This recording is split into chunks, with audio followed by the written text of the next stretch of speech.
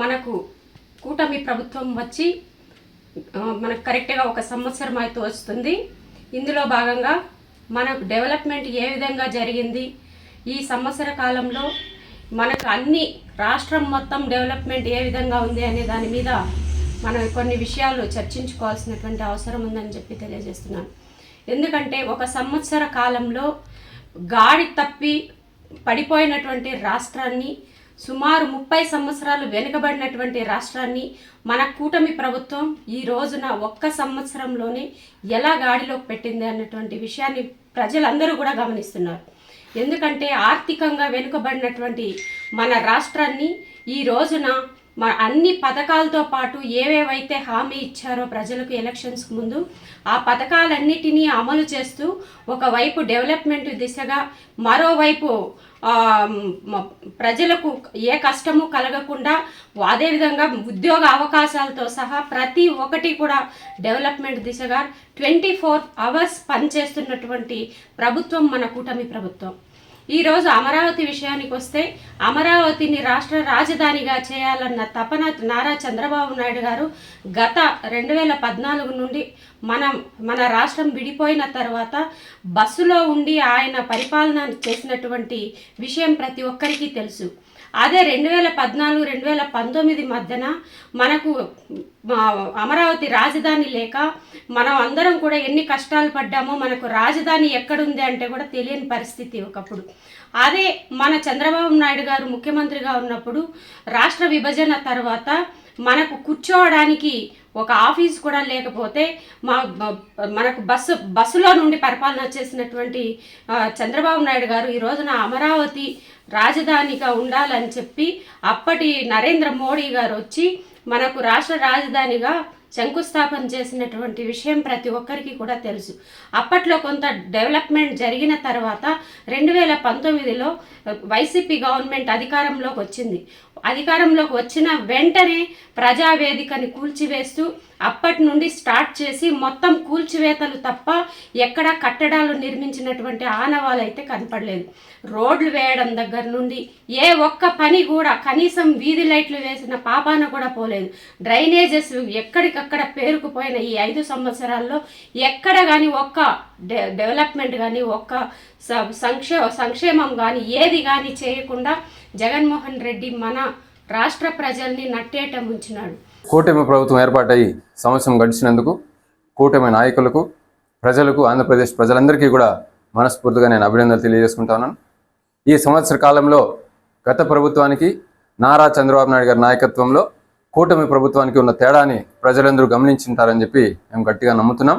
ఎందుకంటే గతంలో ప్రతిరోజు ప్రశాంతంగా ఉండకుండా ఎక్కడ ఏ గొడవ జరుగుతుందో, ఎవరు మనల్ని వచ్చి క్వశ్చన్ చేస్తారో, ఎవరు మనల్ని మీద కేసులు పెడతారని చెప్పి ప్రజలు భయభ్రాంతులకు గురై, నాయకులు కానీ ప్రశ్నించే వాళ్ళు లేకుండా, ప్రశ్నిస్తే వాళ్ళ మీద కేసులు పెట్టి అతి దారుణంగా ప్రజాస్వామ్యాన్ని కూనీ చేస్తూ గత ప్రభుత్వం తన పాలన కొనసాగిస్తే, నారా చంద్రబాబు నాయుడు గారి నాయకత్వంలో ఈ సంవత్సర కాలంలో అవినీతికి అవకాశం లేకుండా ప్రశ్నించే వాళ్ళని ఉదారంగా ప్రశ్నించేదానికి అవకాశం ఇస్తూ, ప్రజాస్వామ్యాన్ని పరిరక్షించే విధంగా కామెంట్ చేసేవాడు విచక్షణ కోల్పోయి మహిళల్ని కామెంట్ చేస్తే అది మన పార్టీ వాడిని కూడా చూడకుండా వాళ్ళని శిక్షించడమే కాకుండా మహిళల్ని గౌరవిస్తూ, ప్రతి ఒక్క వర్గాన్ని గౌరవిస్తూ మన పాలన కొనసాగుతూ వచ్చింది. అంతేకాకుండా అభివృద్ధి పరంగా ఈరోజు చూసుకుంటే, గతంలో పరిశ్రమలన్నీ ఆంధ్రప్రదేశ్ నుంచి పారిపోతే ఈ సంవత్సర కాలంలో లక్షల కోట్ల పెట్టుబడితో ఈరోజు అనేక మంది, వందల మంది పెట్టుబడిదారులకు మన ఆంధ్రప్రదేశ్ రావటం, వేలల్లో లక్షల్లో ఉద్యోగ అవకాశాలు కల్పించడం కూడా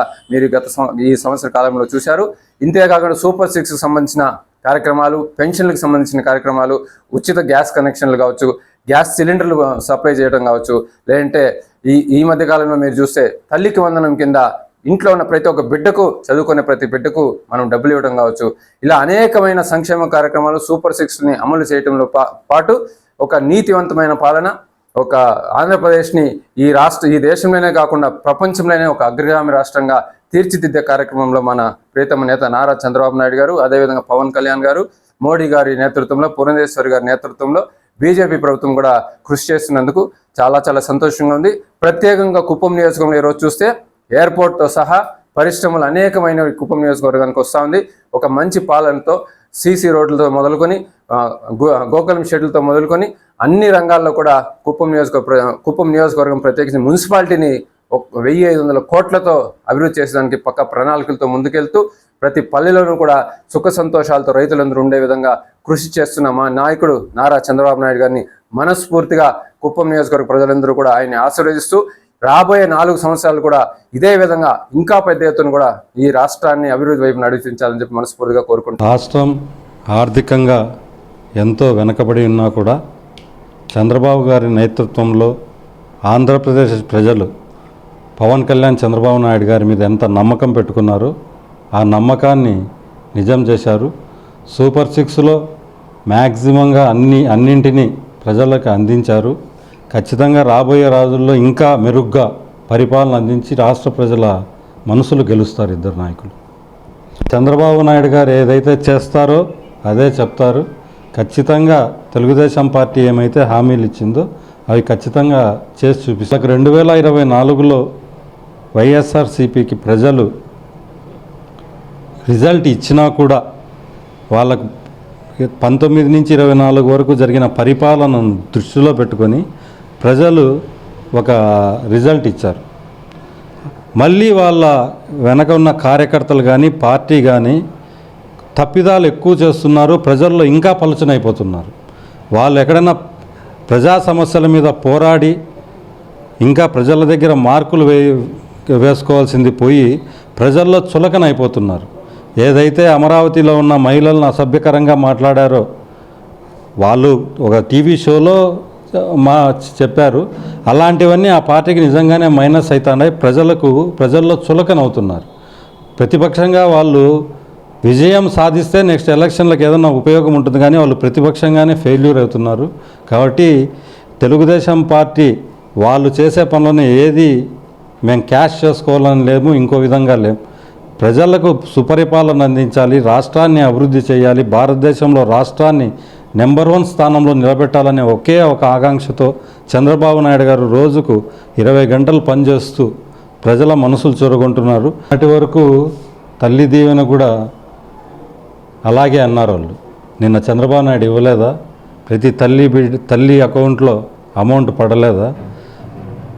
కొద్దిగా వెనక ముందు అవుతాయి తప్ప ఒక అభివృద్ధి పథకం ఖచ్చితంగా అమలు చేయాలంటే ఆర్థిక పరిస్థితి బాగుండాలి. ఆ ఆర్థిక పరిస్థితిని సరి చేసుకొని ప్రజలకు అందించడంలో చంద్రబాబు నాయుడు కొద్దిగా టైం అలా ఇలా అయినా 100% చేస్తారు. మొన్నటి వరకు అందరూ సోషల్ మీడియాలో కానీ ఇంకో దాంట్లో కానీ ట్రోల్ చేశారు, పిల్లలకు డబ్బులు ఇవ్వలేదని. నిన్న ఇవ్వలేదా? అందరి అకౌంట్లో డబ్బులు పడలేదా? ప్రతిపక్షం అన్నాక పాలకపక్షాన్ని ఎప్పుడూ విమర్శిస్తూనే ఉంటారు. ప్రజలైతే గమనిస్తారు ఏది నిజం ఏది అబద్ధం అనేది. వాళ్ళు ఏదైతే లబ్ధి పొందుతున్నారో ప్రజలు వాళ్ళకు తెలుసు. చంద్రబాబు నాయుడు గారు చేస్తారనే 2024లో చంద్రబాబు నాయుడు గారికి కూటమికి అత్యధిక మెజార్టీ ఇచ్చి గెలిపించారు. దాన్ని వాళ్ళు నిలబెట్టుకుంటారు. ఖచ్చితంగా తెలుగుదేశం పార్టీ నిలబెట్టుకుంటుంది, కూటమి నిలబెట్టుకుంటుంది. చంద్రబాబు నాయుడు గారి పరిపాలన, పవన్ కళ్యాణ్ గారి నిజాయితీ, కూటమి యొక్క పరిపాలన ప్రజల్లో ఇప్పటికే మనసును చూరగొన్నారు. నియోజకవర్గాల్లో మౌలిక సదుపాయాలు కల్పించడంలో కానీ ప్రతి ఒక్క దాంట్లో కూటమి ప్రభుత్వం విజయం సాధించింది. రాబోయే కాలంలో ప్రభుత్వం సాధించిన విజయాలే గీటుగా ఖచ్చితంగా తిరిగి అధికారంలో వస్తారని అనుకుంటున్నాను.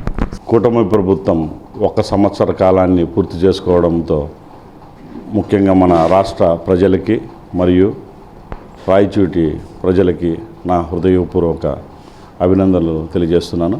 ముఖ్యంగా మీరు అడిగినట్టు గత సంవత్సరంలో ఎన్నడూ లేని విధంగా రాష్ట్రము అభివృద్ధి పదంలో దూసుకెళ్తుంది. ముఖ్యంగా చంద్రబాబు నాయుడు గారు మాటిచ్చినట్టు సంక్షేమం ఒకటి, సంక్షేమంతో పాటు అభివృద్ధి. సంక్షేమం గత ప్రభుత్వం ఇచ్చిన పథకాలను ఏది మరవకుండా దానికి డబుల్ రేటు ఇస్తున్నాము. దాంతోపాటు అభివృద్ధిలో ఇంకా ముందు వెళ్తున్నాం. దానికి ఒక ఉదాహరణ చెప్పుకోవాలంటే సూపర్ 6 భాగంగా మనము చెప్పిన హామీల్లో గత వారం నుంచే మనము తల్లికి వందనం పిల్లలకు, పేద పిల్లలకి వాళ్ళ అకౌంట్కు ఎంతమంది ఉన్న ఇంట్లో అందరికీ అందజేయడం జరిగింది. అందులో భాగంగా రాష్ట్రంలో సుమారు 8,000 కోట్ల రూపాయలు జమ చేయడం జరిగింది. ముఖ్యంగా మన రాయచోటి కరువు ప్రాంతమైన మన పిల్లల భవిష్యత్తు కోసం మనకు కూడా మన వాటాగా 56 కోట్ల రూపాయలు తల్లుల అకౌంట్లో డిపాజిట్ చేయడం జరిగింది. ఇందుకు కారకులైన మన రాష్ట్ర ముఖ్యమంత్రి వర్యులు నారా చంద్రబాబు నాయుడు గారికి మరియు లోకేష్ బాబు గారికి మరియు డిప్యూటీ సీఎం పవన్ కళ్యాణ్ గారికి మన రాయచూటి ప్రజల తరపున నుంచి మా హృదయపూర్వక ధన్యవాదాలు తెలియజేస్తున్నాము. ఇంకా అలానే పోతే ఇదే పథకం కాదు, ఇంకా ఎన్నో పథకాలు మనకు ముందడుగు వేసాం. దాంట్లో ఒకటి మనం 3 సిలిండర్లు ఉచితంగా ఇవ్వడం. దాంతోపాటు అభివృద్ధికి వస్తే మన రాయచూటి పట్టణంలో కానీ మన రాయచూటి తాలూకాలను కానీ ముఖ్యంగా మనం ఫస్ట్ ఇనిషియేటివ్గా తీసుకున్న గ్రామీణ రోడ్లు సుమారు 50 నుంచి 60 కోట్ల రూపాయలతో గ్రామీణ రోడ్లను అభివృద్ధి చేయడం జరిగింది. దాంతోపాటు గత ఫిబ్రవరి, మార్చ్, ఏప్రిల్, మే మాసాల్లో తీవ్ర ఎండతో చాలా ఊర్లలో నీటి సదుపాయాలు లేక చాలా ప్రజలు ఇబ్బందులు పడ్డారు. మన వంతుగా మన మంత్రివర్యులు రాంప్రసాద్ రెడ్డి గారి ఆదేశాల మేరకు ఇక్కడ కూడా సుమారు 300 బోర్లు మనం చేయలేమనేది అనుకోకుండా చేయడం జరిగింది. దాంతో మనం ఎంత అనుకుంటానో అంతలో కొంత గ్రామాల్లో నీటి సదుపాయం తీర్చగలిగాము. దీనికి శాశ్వత పరిష్కారంగా కొన్ని రోజుల్లోనే మనము కాంట్రాక్టర్ గారు ఆల్రెడీ రావడం జరిగింది. ఇక్కడ వర్క్ స్టార్ట్ చేస్తారు. వెలిగిల్లి నుంచి 6 మండలాలకు తాగునీరు ఏర్పాటు చేయడం జరుగుతుంది. ఈ ప్రాజెక్ట్ని తొందరగా జరిగేదానికి మ్యాక్సిమం 2 ఇయర్స్ లోపల ఈ ప్రాజెక్టు కంప్లీట్ చేయడం జరుగుతుంది. ఇది చాలా ఆశాస్పదంగా ఉంటుందండి. ఏదైనా నాయకుడికి ఓపిక ఉండాలి, ఆయనకు ఓపిక లేనట్లుంది. ఇప్పుడు సంవత్సరం పాటులోనే ఇన్ని జరిగాయని చెప్తుంటే మేము కాకి లెక్కలు చెప్పడంలా, రోజు ప్రజల నోళ్ళ నుంచే వింటున్నాం. ఆయన అంత గొప్ప చేసినాడు, ఈ ప్రభుత్వంలో ఏం చేయలేకపోయినా ఆయన ఒకసారి మనస్సాక్షి చెప్పుకోవాలి. ఆయన ఇచ్చిన పెన్షన్ 250 రూపాయలు సంవత్సరానికి పెంచుకుంటూ పోయినాడు. ఇప్పుడు కూటమి ప్రభుత్వం చెప్పిన కరెక్ట్ వితిన్ మంత్లోనే మనము పెన్షన్ పెంచడం జరిగింది, వితిన్ డేస్లోనే పెంచడం జరిగింది.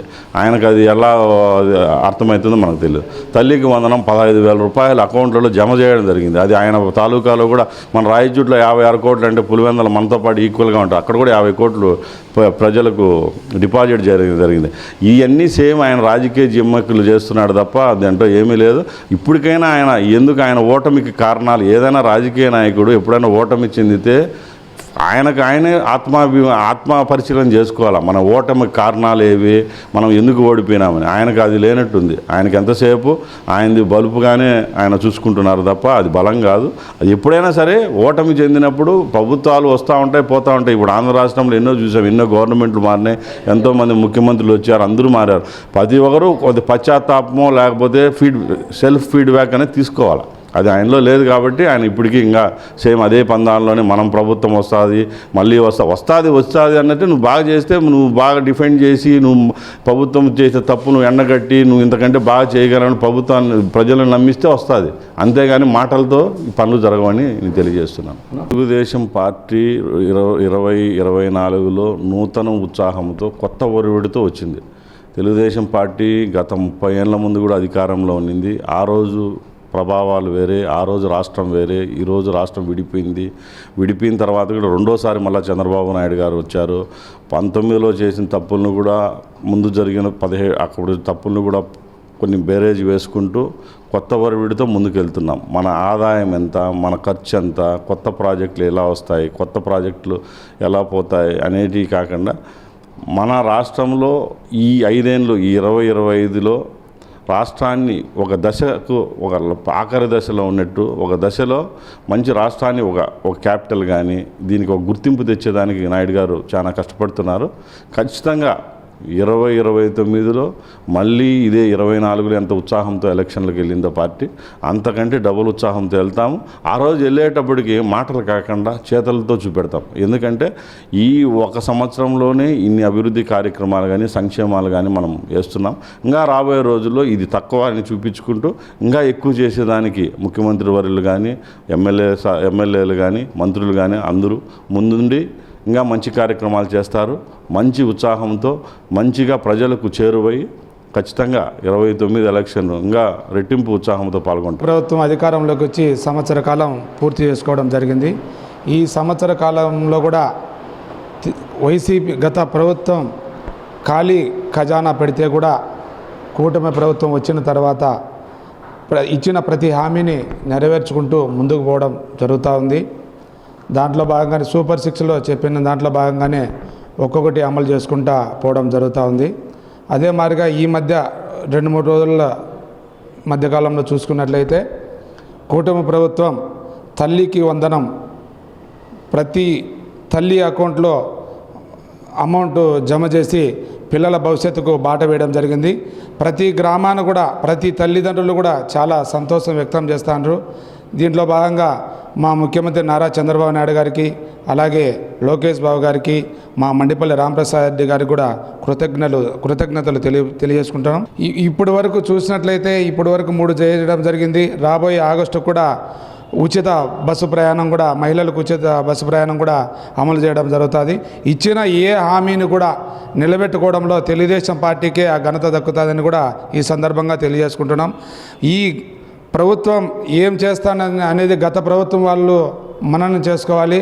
ఎందుకంటే వాళ్ళు ప్రతి ఒక్కటి కూడా అక్రమాలు దౌర్జన్యాలు చేయడం జరిగింది. మా నాయకుడు వచ్చేసి అభివృద్ధి సంక్షేమం రెండు కళ్ళుగా. ఇప్పుడు మన కూటమి ప్రభుత్వం ఒక పక్క సంక్షేమ పథకాలు, మరో పక్క అభివృద్ధి పనులు రెండూ కూడా జోడెద్దుల్లాగా జరుగుతున్నాయి. 6 మన సూపర్ 6 పథకాల్లో ఇప్పటికే 4 పథకాలు పూర్తయినది.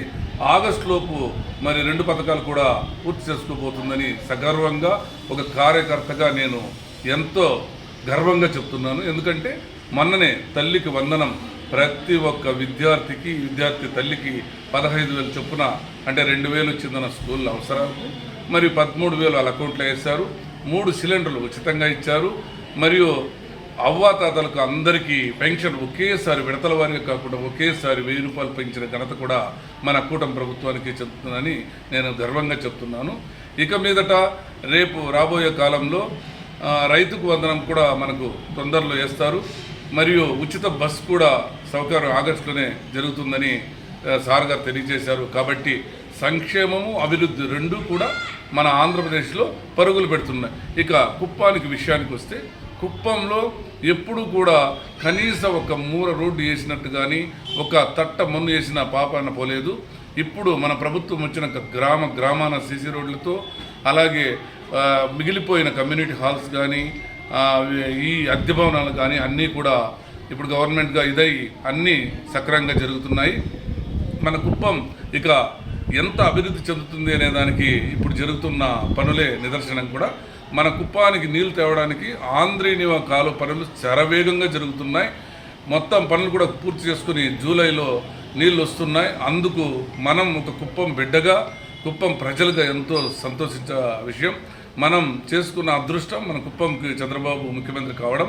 అలాగే కూటమి ప్రభుత్వం ఏర్పడిన తర్వాత అందరూ జనసేన నాయకులు, బీజేపీ నాయకులు, తెలుగుదేశం నాయకులు అందరూ సమిష్టిగా పనిచేస్తూ అభివృద్ధి పనుల్లో దూసుకెళ్తున్నారు. కూటమి ప్రభుత్వం నారా చంద్రబాబు నాయుడు ఆధ్వర్యంలో కానీ, డిప్యూటీ సీఎం పవన్ కళ్యాణ్ ఆధ్వర్యంలో కానీ, బీజేపీ నాయకురాలు పురంధేశ్వరి మేడం గారి ఆధ్వర్యంలో కానీ బ్రహ్మాండంగా ఆంధ్రప్రదేశ్ అభివృద్ధి పథంలో దూసుకెళ్తా ఉంది. ఏమీ ఇబ్బందులు లేదు. ప్రజలంతా కూడా సుఖ సంతోషాలతో చాలా బాగున్నారు. పరిశ్రమలు వస్తున్నాయి. ఎన్నో అభివృద్ధి కార్యక్రమాలు ప్రజలకు అందుతూ ఉన్నాయి. చెప్పేకే వీలు కాదు. అన్ని పథకాలు నారా చంద్రబాబు నాయుడు ప్రవేశిస్తూ ఉంటే గ్రామాల్లో ప్రజలంతా కూడా హర్షం వ్యక్తం చేస్తున్నారు. అమరావతి శరవేగంగా జరుగుతూ ఉంది. పోలవరం శరవేగంగా జరుగుతూ ఉంది. ఎయిర్పోర్ట్లు కానీ, ఆంధ్రీనివా కానీ ప్రతి ఒక్క విషయంలో కూడా చాలా బాగా జరుగుతూ ఉంది. ఇబ్బందే లేదు. నారా చంద్రబాబు నాయుడు ఇంకా 4 సంవత్సరాలు ప్రభుత్వం ఉంది. ఇప్పుడే ఈ సంవత్సరంలోనే ఎన్నో అభివృద్ధి కార్యక్రమాలు ప్రవేశపెట్టాడు. ఇంకా 4 సంవత్సరాలు ఇంకా ఎన్నో అభివృద్ధి కార్యక్రమాలు ప్రవేశపెట్టి భారతదేశంలో ఆంధ్రప్రదేశ్ నెంబర్ 1 రాష్ట్రంగా తీర్చిదిద్దాలని ప్రయత్నం చేస్తూ ఉన్నారు. కాబట్టి అందరూ కూడా డెవలప్మెంట్ అవుతారు. ఎవరికీ అనుమానం అక్కర్లేదు. 24 అవర్స్ అండి నారా చంద్రబాబు నాయుడు గారు. 24 అవర్స్ ఆయన 75 సంవత్సరాల వయసులో కూడా యూత్ మాదిరి ఆయన అన్ని కార్యక్రమాలు చేస్తూ ఉన్నాడు. 24 అవర్స్ ఆయన నిద్రపోయాదో తెలియదు కానీ, ఆయన ఫ్యామిలీకి ఏమైనా చేస్తాడేమో తెలియదు కానీ రాష్ట్ర ప్రజలకు మాత్రము బ్రహ్మాండంగా పనిచేస్తూ ఉన్నాడు. ఇటువంటి సీఎం ఈ భారతదేశంలో లేదేమో అనిపిస్తుంది. మన నరేంద్ర మోడీ గారు కూడా మన నారా చంద్రబాబు నాయుడు గారికి ఆర్థికంగా బాగా రాష్ట్రం డెవలప్మెంట్ కానీ ఆయన కూడా బీజేపీ ప్రభుత్వం కూడా సపోర్ట్ చేస్తూ ఉంది. పవన్ కళ్యాణ్ గారు కూడా చంద్రబాబు నాయుడు ఏం చెప్తే దాన్ని అనుసరించి డిప్యూటీ సీఎం గారు చాలా బాగా ఇచ్చేస్తా ఉన్నాడు. కాబట్టి రాష్ట్రం అభివృద్ధి దిశలో దూసుకుపోతా ఉంది. మహిళలకు కూడా పెద్ద ఎత్తున చంద్రబాబు నాయుడు గారు కూటమి ప్రభుత్వం పెద్ద పీట వేశారు. గ్రామాల్లో మహిళలను వంటింటికి పరిమితం కాకుండా బయటికి తీసుకురావాలి, వాళ్ళను మంచి విజ్ఞానవంతుల్ని చేయాలన్న తాపత్రయంతో ఈ రోజున కుప్పం నియోజకవర్గంలో అలీప్ అనేటటువంటి సంస్థను తీసుకొచ్చి అలీప్ వాళ్ళ ఆధ్వర్యంలో వాళ్ళకి అక్కడ సపరేట్గా ల్యాండ్ ఏర్పాటు చేసి ఆ ల్యాండ్లో ఎవరైతే ఆసక్తికరంగా ఉన్నారో బిజినెస్ పెట్టుకోవడానికి, ఒక వ్యాపారవేత్తలుగా అనిపించుకోవడానికి వాళ్ళకి ఏ దాని మీద టాలెంట్ ఉంటే దాని మీద అంతా కూడా ట్రైనింగ్ ఇప్పించి ప్రత్యేకంగా ఇక్కడ కుప్పం నియోజకవర్గంలో ఉమెన్ ఎంటర్ప్రెన్యూర్షిప్ అనేటటువంటి కార్యక్రమాన్ని కూడా శ్రీకారం చుట్టినటువంటి ఘనత మన కూటమి ప్రభుత్వం, దాన్ని నేను గట్టిగా తెలియజేస్తున్నాను. అదేవిధంగా మహిళలందరూ కూడా ఈ రోజున పెద్ద ఎత్తున పురుషులతో సమానంగా మా పార్టీల కోసం, పార్టీలకు అతీతంగా వారి హక్కుల కోసం పోరాడటానికి ఎప్పుడూ లేని విధంగా ఈ రోజున మహిళలు ముందుకు వస్తున్నారంటే దాని చొరవంతా కూడా శ్రీ నారా చంద్రబాబు నాయుడు గారిదని చెప్పి నేను గట్టిగా తెలియజేస్తున్నాను. అంతేకాకుండా డెవలప్మెంట్ అంటే చంద్రబాబు నాయుడు గారు మహిళల పట్ల పక్షపాతిగా వ్యవహరిస్తూ మహిళలకు ఎలాంటి ప్రమాదం జరిగినా, ఎలాంటి కష్టం వచ్చినా వెంటనే నేనున్నానంటూ ఆ మహిళలకు తోడుగా నీడుగా ఉండేటటువంటి నాయకుడు మన నారా చంద్రబాబు నాయుడు గారు కుప్పం నియోజకవర్గంలో. ఇప్పుడు నిన్నటికి ఒక లేడీ, ఒక ఆమెని శిరీష అనేటటువంటి అమ్మాయిని వాళ్ళ సొంత వాళ్ళే ఏదో డబ్బులు అప్పు తీసుకుందని చెప్పి మళ్ళీ కరెక్ట్గా ఇవ్వలేదని చెప్పి చెట్టుకు కట్టేసి కొట్టడం అన్నది చాలా దారుణమైనటువంటి చర్య. దీనికి వెంటనే ముఖ్యమంత్రి గారు స్పందించి వెంటనే ఇమ్మీడియట్గా యాక్షన్ తీసుకోమని చెప్పి ఎస్పీ గారికి, డీజీ గారికి ఫోన్ చేసి ఇమ్మీడియట్గా యాక్షన్ తీసుకొని అలాంటి చర్యలు చేపట్టినటువంటి వాళ్ళని వెంటనే అరెస్ట్ చేసి పంపించడం కూడా జరిగింది. కాబట్టి ఎక్కడ అన్యాయం జరిగినా మన ముఖ్యమంత్రి వర్యులు ఒప్పుకోరు. కూటమి ప్రభుత్వం ఎంతో నీతి నిజాయితీగా పనిచేస్తుందని చెప్పి నేను ఒక గట్టి నమ్మకంతో మీ అందరికీ కూడా నేను తెలియజేస్తున్నాను. జగన్మోహన్ రెడ్డి ప్రభుత్వంలోనండి ఎక్కడ చూసినా కొట్లాట్లు, కేసులు, దౌర్జన్యాలు, మహిళలపై అత్యాచారాలు ఎంతో ఎక్కువగా జరుగుతూ ఉండేది. అప్పుడు ఎన్నిట్లోనో వాళ్ళు బాగా ఇచ్చేసేసారు. రైతులనైతే ఈ భూ హక్కు ఈ చట్టం తెచ్చి భయపడిపోయారు ప్రజలంతా, రైతులంతా కూడా. మా భూములు ఎక్కడ పోతాయో, ఏమవుతాయని అన్ని అరాచకాలు చేశారు. ఆయన ఏమో అకౌంట్లో బటన్ మీద అకౌంట్లో అనేది ఏమి డెవలప్మెంట్ లేదు, ఏమీ లేదు, ఏమి అసలు ఆయన ప్రభుత్వం కాకుండా అయిపోయింది. అందుకే నారా చంద్రబాబు నాయుడు గారిని నమ్మి ఈరోజు మంచి అధికారం కట్టబెట్టినందున ఆంధ్రప్రదేశ్ రాష్ట్రం ముందుకు దూసుకుపోతుంది.